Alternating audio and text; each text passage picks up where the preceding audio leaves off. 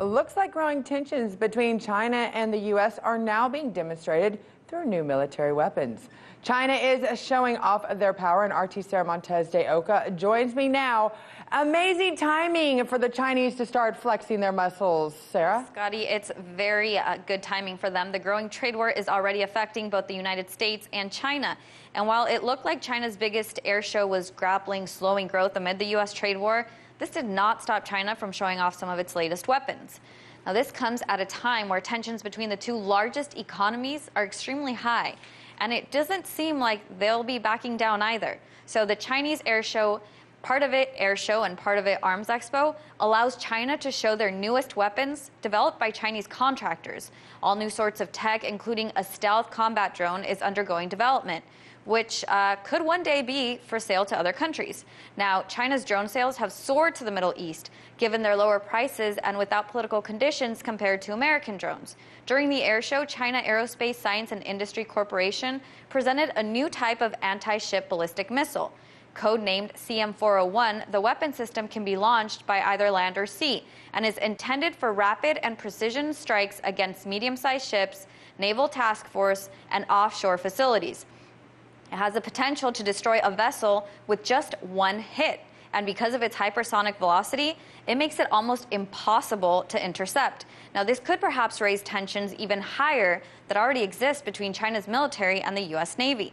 And Australia is now getting involved in pushing back on China's influence.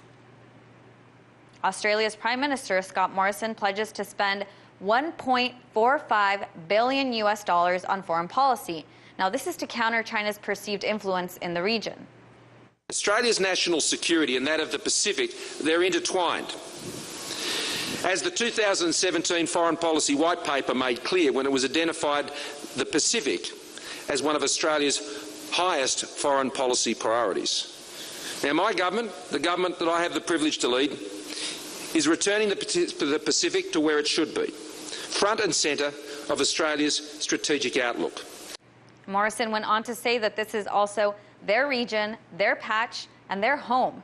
The speech happened to take place while Australian Foreign Minister Marise Payne met with her Chinese counterpart Wang Yi in Beijing. During their meeting, Wang agreed with Payne that the two countries could work together to show their respective strengths.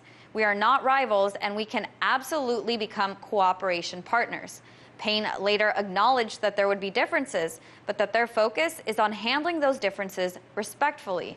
Now, Scotty, this goes back to what we've been discussing lately with the trade war being between the U.S. and China, and that it's somehow connected to a broader military buildup and a technology arms race.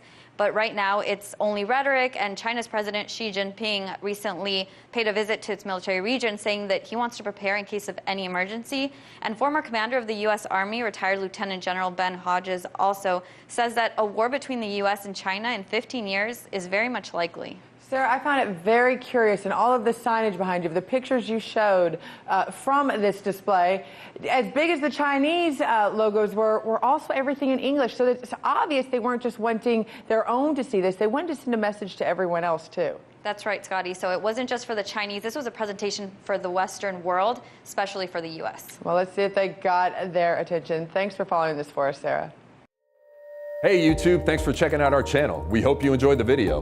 We have tons of content for you just like this. For more of RT America's one-of-a-kind news and analysis, be sure to subscribe and never stop questioning more.